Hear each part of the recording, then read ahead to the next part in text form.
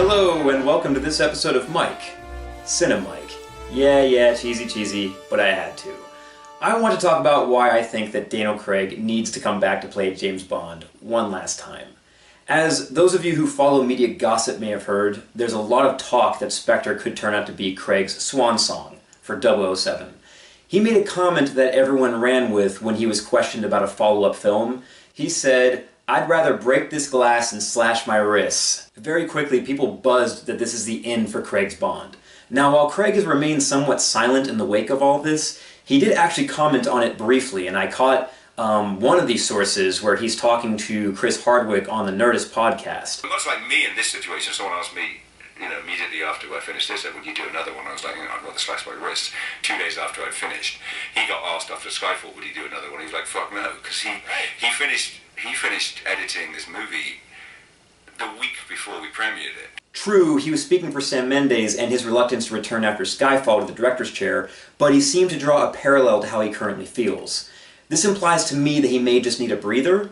It's interesting how the media is ignoring this clarification, and I think there's other sources where he's maybe clarified this slightly too, but him being done is the more eye-grabbing story, I guess, so they're going to run with that instead. However, if he really isn't done, then why doesn't he speak up more?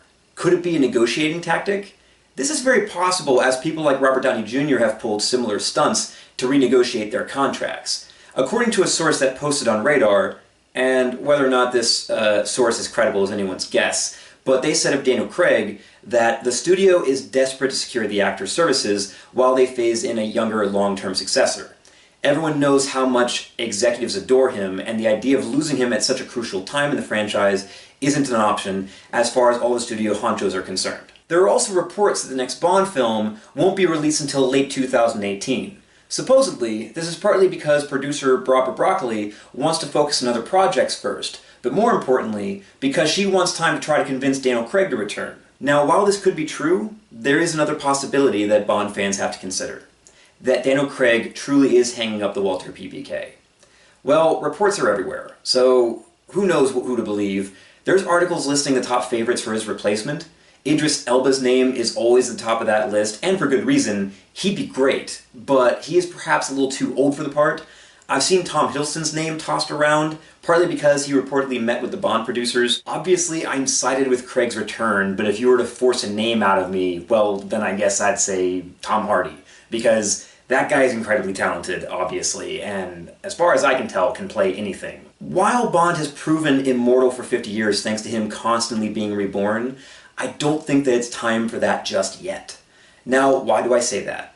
Well, most importantly, Spectre would be a low for Craig to leave off with. We waited for the iconic threat that terrorized Bond's early days to return for decades. Thanks to settling a legal dispute over using Spectre, the producers decided it was time to reintroduce them.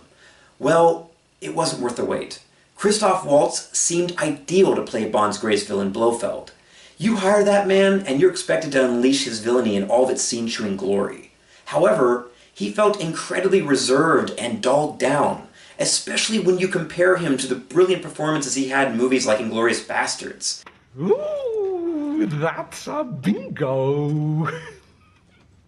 I'd say that his performance was downright boring here, and I never thought I'd feel that way about a Waltz performance. It was especially jarring, coming after Javier Bardem's anything but boring performance as Silva from Skyfall. Trying to tie Blofeld's childhood to Bond's was also incredibly contrived and forced. And once again, pushing this idea that Bond wants to move on from MI6 with a girl is so anti-Bond. They touched on this in Casino Royale too. Bond loves his job. He loves the lifestyle, traveling to exotic places and meeting beautiful women. He wouldn't want to give that up. The movie just felt messy and generic. It was so heavy with callbacks that it barely had anything new to say. Now, I'm not saying the Spectre was all bad. It had its moments. I thought that the opening sequence during the Day of the Dead parade in Mexico City was actually one of the best pre-credit sequences in the series. I just feel like it overall was the most disappointing in Craig's movies. Oh, and can we please have a better theme song next time? Fine, Smith is maybe talented otherwise, but no more Bond. No more Bond. Craig deserves better than this for his send-off.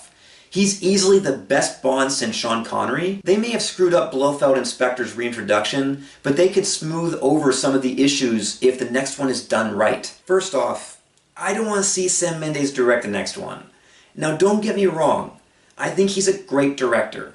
American Beauty is one of my favorite movies. I think that he was perfect for Skyfall, but he's well felt pretty dried up for Spectre. I mean, if it's the only way to get Daniel Craig to return, then I guess bring him back. I just think that the series would benefit from getting a director that will shake things up. It'd be cool to get GoldenEye and Casino Royale's Martin Campbell back, but I doubt that that's likely, and it's probably best to get some new blood in there. They need someone with an eye for character-driven action and spectacle, someone who's a Bond fan and understands the tone. There's a lot of great directors out there, like the Russo brothers, Joss Whedon, Jon Favreau, Danny Boyle, Chris Nolan, just to name a few. They'd all be great, I think. Obviously, the girl needs to die because Bond doesn't settle. It's repetitive since they already did this in Casino Royale, but it's their fault for pushing themselves into this corner. This is an opportunity to have her killed like his wife was in On Her Majesty's Secret Service.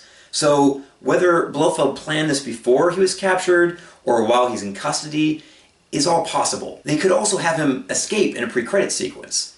The idea of him having contingencies in place in the event of his capture screw with Bond and MI6 could be cool though. Anyways, I think then that this would make a good opportunity to adapt the actual story of You Only Live Twice. Honestly, all the film adaptations after the 1960s were huge deviations from Ian Fleming's books, so I think that there's a lot of options in making more faithful film adaptations of the source material. You Only Live Twice makes the most sense for the next one, as it resolves Spectre and Blofeld's storyline. And it also really wouldn't be a remake, since the film is so different than the book. Chronologically in the books, that one takes place after Blofeld kills Bond's wife in On Her Majesty's Secret Service. Bond is out for revenge, and it ends in an assault on a castle in Japan where he finally kills Blofeld. So that's what I'd like to see. Let's tie up Blofeld's storyline the way the books did. Let's give Waltz another chance to do justice to Blofeld. Take the restraints off that man, please. Anyways, Craig has been amazing in the role. I truly think that some of the best Bond moments are in the Craig movies. That and Sean Connery's. Casino Royale and Skyfall are especially great. I just want to see my man end on a high note. Now, it's true that his other movies have had their little issues. I just want you to know that if all there was left of you was your smile and your little finger, you'd still be more of a man than anyone I've ever met. What the hell does that even mean? Why the hell are you sucking on her fingers, you freak? Quantum of Solace was too Jason Bourne and not enough Bond. Skyfall had one of the best villains in the series' history, but his plan was convoluted as hell. However, I have more issues with Spectre than the other three movies combined. True, Craig's worst Bond is still not terrible. It definitely could have been worse, but I just know that they can do better. Don't allow Craig to end on a low note. Let's have Daniel Craig end his Bond career with the very best movie that they can build around him. For me, the promise at the end of the credits that James Bond will return is not enough for the next one. I think that the fans and the series needs that promise to be that.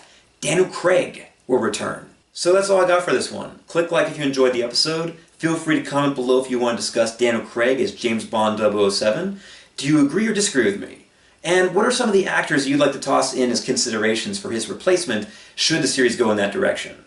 Please subscribe, and join me next time when I nerd out about something else. Anyways, until then, this is Mike, signing off.